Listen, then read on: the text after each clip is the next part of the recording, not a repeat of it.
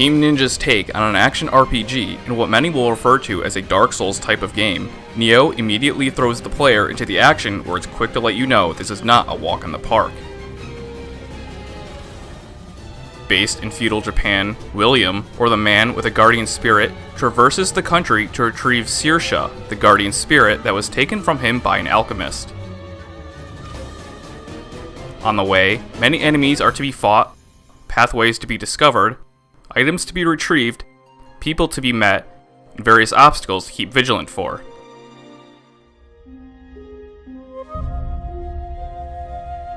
The world of Nioh is vast with deep character building and intricate fighting techniques.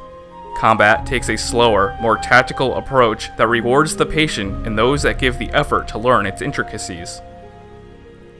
Between various weapon types, fighting stances, the plethora of skills and abilities, and ways to add to combos, the potential for different fighting styles is massive. With the many different enemies, each with their own attributes and approaches to combat, every encounter feels unique. There are countless efficient and inefficient ways to confront each and every foe. Stances can be high, medium, or low. The stance taken generally adopts either power, defense, or speed. This is done by changing the combos altogether, each stance having its own moveset. What works with each weapon or against each enemy will vary. 2 melee weapon types and 2 ranged weapon types are allowed to be equipped at any time. Adequate room is given to experiment before one should begin to know what they're doing. Swapping weapons and changing stances is intuitively done with simple button commands and is simple to execute in the midst of battle. Quickly changing in between combos can certainly be used to one's advantage depending on how the combatant reacts or the number of foes fluctuates. The freedom given to the player is great given the very high skill cap and extensive room to master the controls. Ki plays an important role in combat. Ki acts as a stamina gauge that drains as you attack and refills as you rest. Attacking carefully and thoughtfully is key in winning any battle. Too many attacks in a row will cause William to run out of breath and stand helplessly for a moment, leaving you wide open to be punished. This can happen to enemies as well, and it's beneficial to watch their ki gauge in addition to your own.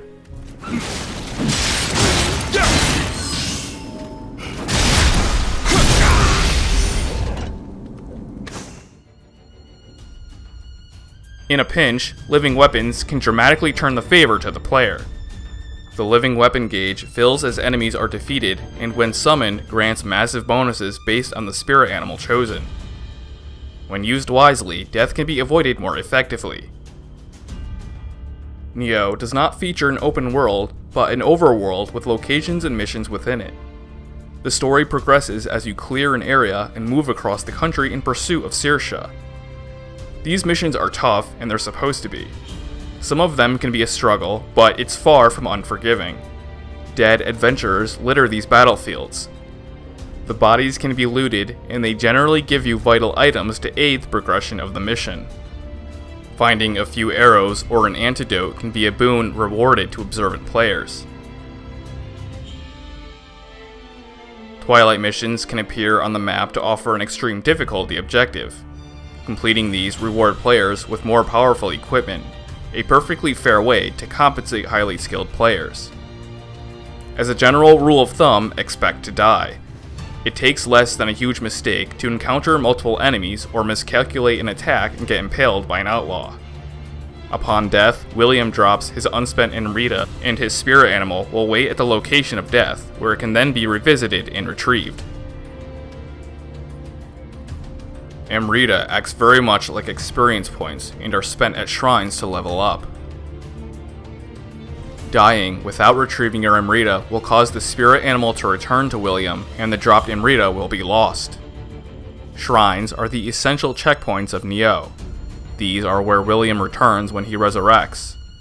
Using them will refill your health and resets the generic enemies. Bosses and other special enemies cannot return though. Shrines are well spaced in levels and are never too far. Areas may need to be journeyed through multiple times if death is frequent, but the suitable placement of the shrines will never make these a long trek. Kodama offer blessings as assistance at shrines. Kodama are very small creatures hidden away within every level. Keep an eye out for these little guys as they are sure to help out. The ample amounts of equipment never leave William without a fair assortment of weapons and armor to wear. Any unwanted equipment can be exchanged for Amrita and will often come with healing items for the exchange.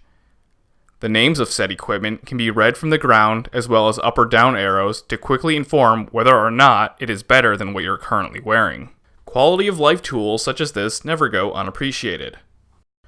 Armor pieces themselves come in different weights and can affect your mobility accordingly.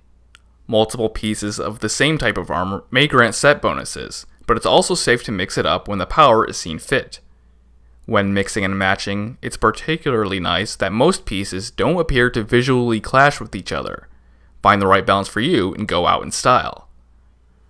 Revenants appear in spots where other players have died. This only requires an active internet connection, and fortunately, a PlayStation Plus subscription is not needed. A Revenant grave will not only clue you in to what killed them and what danger may be nearby, but will also allow you to collect some of their armor or weapons. Standing near them fills you in on their level and the general kind of armor they're wearing. Summon them and fight them as controlled by the computer. Defeat them and they will drop some of the equipment that they were wearing. The higher the level you take on, the better the rewards are likely to be and can better help you take on the rest of the level. Revenants are great for gaining experience and equipment and adds to the variety of enemies seen throughout. If the main levels aren't delivering a significant challenge, the bosses certainly will. Bosses take the most patience and are by far the most difficult aspect of Nioh. Failing repeatedly against the boss drains healing items from the inventory as they are continually consumed while attempting to stay alive, making successive attempts even harder. Bosses are indeed meant to provide this kind of challenge, even if it does feel a bit overboard at times. With one-hit kills being a possibility, these are one of the few times real frustration is a factor. If nothing else, they are very satisfying to conquer. Nioh manages a deep system and meaningful combat moves while maintaining a fresh feeling to each new level. Story and characters leave an immemorable impression, but does little to get in the way of the core gameplay. The drab gray and brown scheme that is commonly superimposed on the world does leave the narrative with a dull presentation. Granted, this was likely a design choice, so I suppose beauty is in the eye of the beholder. With nothing particularly awe-inspiring, it's a great and consistent ride all the way through. Nioh gets an 8.5 out of 10.